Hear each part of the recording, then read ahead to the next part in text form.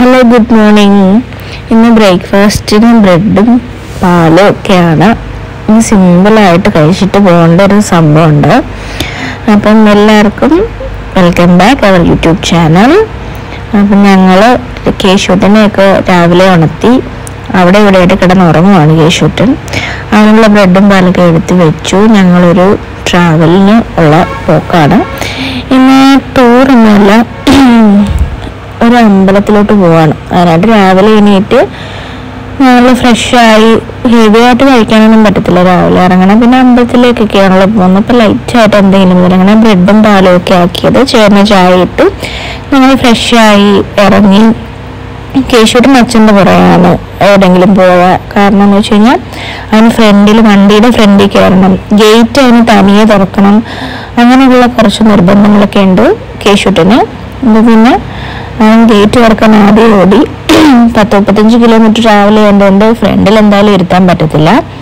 അപ്പം വളരെ സോപ്പിട്ട് വേണം പുറയിലാക്കാനുള്ള. ബഹളമൊക്കെ ഇനി കാണാവുന്നതേ ഉള്ളൂ.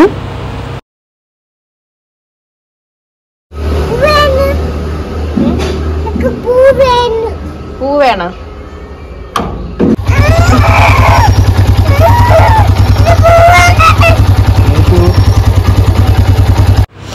അങ്ങനെ കേശൂട്ടന് പൂവൊക്കെ വേണമെന്ന് പറഞ്ഞാൽ അതൊക്കെ പറിച്ചു കൊടുത്ത് കേശൂട്ടൻ അമ്പായടുത്ത് പോവാന്ന് പറഞ്ഞു. കേശൂട്ടൻ സെറ്റായിരുന്നു.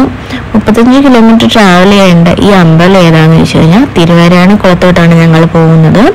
വർഷത്തിലൊരിക്കൽ മാത്രം തുറക്കുന്ന അമ്പലം, 12 ദിവസത്തേക്ക്. ധനുമാസത്തിൽ ആണ് ഒരു വിശേഷപ്പെട്ട ദിവസമാണ് തുറക്കുന്നത്. അപ്പം ഞങ്ങൾ അമ്പലത്തിലേക്ക് പോവാണ്, എത്താറായിട്ടുണ്ട്. അപ്പം തിരുവാരാണിക്കുളത്തെ പറ്റി എല്ലാവർക്കും അറിയാമല്ലോ. ദേവി 12 ദിവസത്തേക്ക് മാത്രം നട തുറപ്പ് മഹോത്സവമാണ് അവിടെ. അപ്പം ചൊവ്വാഴ്ച 26-ാം തീയതി നട തുറന്നു, 6-ാം തീയതി ജനുവരിയിൽ നട അടയ്ക്കും. അപ്പോൾ വഴിയിലൊക്കെ നിറയെ ആൾക്കാർ പോയി വരുന്നുണ്ട്. ഒരുപാട് ക്യൂ, ഭയങ്കര വലിയ ജനപ്പെരുപ്പമാണ് അമ്പലത്തിലേക്ക് ഈ 12 ദിവസവും പോകുന്നത്. അമ്പലത്തിലെ നടതുറപ്പിന്റെ ആദ്യ നാളുകളിൽ ദേവി സന്തോഷവതിയായിരിക്കുകയും അവസാന നാളുകളിൽ ദേവി സങ്കടപ്പെടുകയാണെന്നൊക്കെയാണ് ഇവിടെ പറഞ്ഞു കേൾക്കുന്നത്. ഒരുപാട് പേയാൻ പാർക്കൊക്കെ ഉണ്ടെങ്കിലും ഞങ്ങൾ നൈസായിട്ട് അവിടെ റോഡിലെവിടെ വണ്ടിയൊക്കെ പാർക്ക് ചെയ്തു. ആൾക്കാർ പോകുന്നവരും ഉണ്ട്, ക്ഷേത്ര ദർശനം കഴിഞ്ഞ് വരുന്നവരും ഉണ്ട്. ക്യൂവിൻ്റെ കാര്യം ഓർത്ത് ഇപ്പോഴേ ടെൻഷനുണ്ട്. ഞങ്ങൾ എന്നാലും ഓൺലൈനിൽ ബുക്ക് ചെയ്ത് ഇതാണ് അവിടെ അതിലേക്കുള്ള പാസ് എടുക്കേണ്ട സ്ഥലം. പിന്നെ നമ്മുടെ ലഗേജൊക്കെ, ബാഗും കാര്യങ്ങളൊക്കെ വെക്കാനുള്ള സംഭവം, ക്ലോക്ക് റൂമൊക്കെ ഉണ്ട്. ഇതാണ് നമ്മുടെ തിരുവരാണിക്കുളം മഹാദേവ ക്ഷേത്രം. നമ്മൾ ആദ്യം ദേവീനെ കണ്ടിട്ട് വേണം പിന്നെ മഹാദേവനെ കാണാൻ. ഇപ്പോൾ പുതിയ കാര്യങ്ങളൊക്കെ വന്നെന്ന് വെച്ച് കഴിഞ്ഞാൽ ബാത്റൂം ഫെസിലിറ്റീസൊക്കെ കൂടുതലായിട്ട് വന്നു, പുതിയ കാര്യങ്ങൾ. പിന്നെ എന്നെ അത്ഭുതപ്പെടുത്തിയത് എന്താണെന്ന് വെച്ച് കഴിഞ്ഞാൽ ഇത്രയും വർഷം ഞാൻ വന്നിട്ട് എൻ്റെ ജീവിതത്തിൽ ആദ്യ അനുഭവമാണ് ഇന്നിവിടെ ഉണ്ടായതെന്ന് വെച്ച് കഴിഞ്ഞാൽ തീരെ തിരക്കില്ല. തിരക്കെന്ന് പറയുന്ന കാര്യങ്ങളില്ല. തിരക്ക് പ്രതീക്ഷിച്ച് ഭയങ്കര ആയിരിക്കുമെന്നൊക്കെ പറഞ്ഞ് ഞങ്ങൾ ഓൺലൈനിൽ ബുക്ക് ചെയ്തില്ലെങ്കിൽ പോലും ഇന്നത്തെ ദിവസം ഞങ്ങൾ വന്ന് ദേ പോയി ഇതാ വന്നു. അതുപോലെ പെട്ടെന്ന് തൊഴുതിറങ്ങുന്ന രീതിയിലുള്ള തിരക്കുകളേ ഇല്ലായിരുന്നുള്ള രീതിയായിരുന്നു. ഞങ്ങൾ തിരുവരാണിക്കുളത്ത് വന്ന ആൾക്കാരാണെങ്കിൽ, ഇതിനെപ്പറ്റി അറിയാവുന്ന ആൾക്കാരാണെങ്കിൽ അറിയാം, ഇവിടുത്തെ തിരക്ക് ഭയങ്കരമാണ്.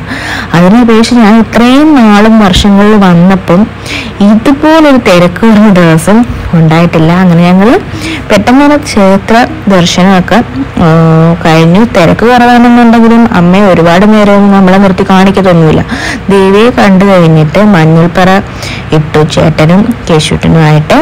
ദേവിയുടെ നടയിൽ നിന്ന് മഞ്ഞൾപ്പറ ഇടുകയും പിന്നെ ഒരു ബ്രാഹ്മണിപ്പാട്ട് വഴിപാടും കൂടെ ഞങ്ങൾ നടത്തി. പിന്നെ പ്രസാദമായിട്ട് അപ്പം, ഉണ്ണിയപ്പം വാങ്ങിച്ചു. പിന്നെ ദേവിക്ക് ചാർത്തിയ ഒരു പട്ടും ഞങ്ങൾ അവിടുന്ന് വാങ്ങിച്ചു. ഈ തിരുവരാണിക്കുളം അമ്പലത്തെ പറ്റി ഒരുപാട് ആൾക്കാർക്ക് അറിയാമല്ലോ. മംഗല സൗഭാഗ്യങ്ങളും കാര്യങ്ങളും എല്ലാം ഇവിടെ ഉണ്ടാകുമെന്നും ഇതിൻ്റെ ഐതിഹ്യമൊക്കെ എല്ലാവർക്കും അറിയായിരിക്കും. വർഷത്തിൽ 12 ദിവസം, ഒരു ഡിസംബർ മാസത്തിൽ, ധനുമാസത്തിൽ ഒരു പ്രത്യേക ദിവസമാണ് നടതുറപ്പ് മഹോത്സവം. ആ 12 ദിവസമാണ് പ്രത്യേക ഒരു ഭംഗി തന്നെയാണ് ദേവിയെ കാണാനായിട്ട്. അത് കണ്ടു തന്നെ അറിയണം. വീഡിയോയിലും ഫോട്ടോയിലും ഒന്നും കണ്ടിട്ട് കാര്യമില്ല. വന്ന് തന്നെ ആ ഒരു ദേവിയുടെ ചൈതന്യം വന്ന് തന്നെ മനസ്സിലാക്കണം. ഇവിടുത്തെ ചെറിയൊരു കഥ എന്താണെന്ന് വെച്ച് കഴിഞ്ഞാൽ, പണ്ട് പൂജാരി നട തുറന്ന ഒരു സമയത്ത് ദേവി പ്രസാദം വഴിപാട് ഉണ്ടാക്കുന്നത് കണ്ട്, അങ്ങനെ പൂജാരിയെ കണ്ട ദേവി കോപിതയായി ഇവിടുന്ന് പോവാന്ന് പറഞ്ഞപ്പം പൂജാരി മാപ്പ് അപേക്ഷിച്ചു. അതിൽ മനസ്സിൽ തോന്നിയ ദേവി 12 ദിവസം മാത്രം ഞാൻ വരും, ഒരിക്കൽ നട തുറക്കാം എന്ന് പറഞ്ഞ് അങ്ങനെയൊക്കെയാണ് ഇവിടുത്തെ കഥകൾ. ഇവിടെ അന്നദാനം കൗണ്ടറും കാര്യങ്ങളൊക്കെ ഉണ്ട്. കേശുവിന് അവിടെ മഞ്ഞൾപ്പറ ഇട്ടതിൻ്റെ മഞ്ഞൾ പ്രസാദമൊക്കെ കിട്ടി.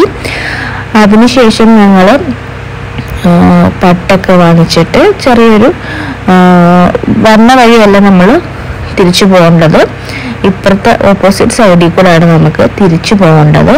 ചേട്ടൻ വഴിപാടൊക്കെ വാങ്ങിച്ചിട്ട് വന്നു, പ്രസാദമൊക്കെ വാങ്ങിച്ചു.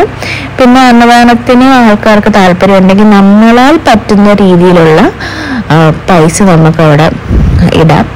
ആ കൗണ്ടറിൽ നിന്ന് ഇതിലും വഴിയാണ് നമുക്ക് പോകേണ്ടത്. ഇവിടെ ഒരുപാട് കടകളൊക്കെ ഉണ്ട്, എന്തെങ്കിലും വാങ്ങണമെങ്കിലൊക്കെ നമുക്ക് വാങ്ങിക്കാം. ഇവിടെ വരുമ്പോൾ കേശുവിന് കളിപ്പാട്ടത്തെക്കാട്ടി കൂടുതലായിട്ട് ഇഷ്ടം പോപ്കോൺ ആണ്. അതിലേക്കാണ് അവൻ പോകുന്നത്.